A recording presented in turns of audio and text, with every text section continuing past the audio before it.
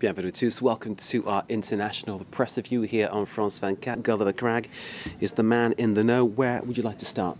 Well, with the French papers, I think. The Zoe's Ark affair has been dominating the French papers lately, but today they're leading on on different things. Libération on expulsions of illegal immigrants from France, deportations. Le Figaro on what I think is a very novel idea.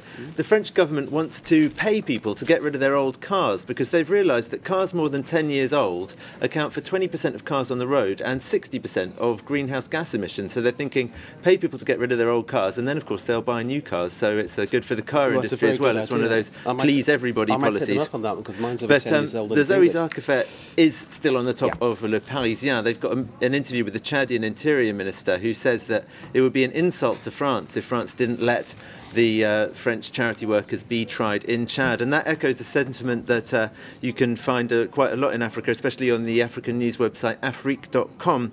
It takes a highly critical view of French interventionism. The article points out that this new French government said things would be different between France and Africa from now on, and France would respect African countries' sovereignty. And the article says, well, that's hardly what's happening when the French president jets off to Chad to bring back French citizens who are in trouble with the law there on a Sunday, you know, in a big rush.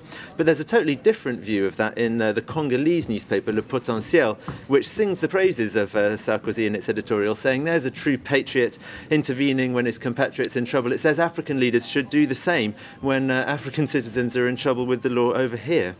He's kind of damned if he does, damned if he doesn't, Sarkozy, isn't he? Guess so. Anyway, there you go. What's next?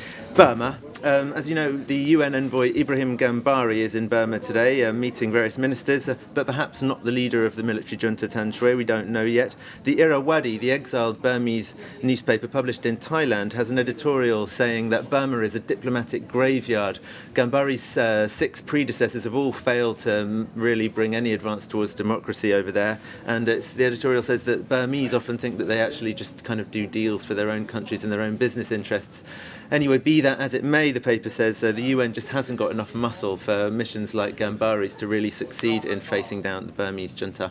Pakistan, still big news there. Obviously calls from Bush to end the state of emergency, and obviously Bhutto making a lot of noises about what should happen. What are the papers saying? Signs for embarrassment for the Bush administration, says the Times of India. They initially didn't condemn Musharraf's declaration of a state of emergency quite as strongly as maybe they ought to have, and now the Times of India says that in its embarrassment, Washington has suspended security talks with Islamabad and is looking to maybe try and put a bit more pressure on Musharraf.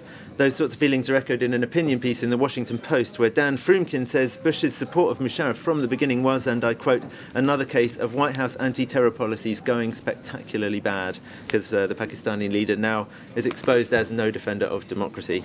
I mean, on the same subject, Herald Tribune here, we've got a Pakistani lawyer there throwing a tear gas canister back at the police. It's absolutely remarkable stuff that's going on there, isn't it? Remarkable stuff. On a lighter note, can I end on a lighter note? There's something to cheer Bush up, which is that his new best friend, Nicolas Sarkozy, is jetting over to the States to see him today, and the New York Times has imagined a little pally conversation that they might be having, which starts with Bush saying, "Yo, Sarko." Then he says, "You're my new best friend in Europe, but can you tell me what's the French for 9/11? Well, there we go. We'll see how that one develops, Gulliver. Thank you very much for that entertaining and informative perusal of the world's press. You're watching France 24. Stay with us.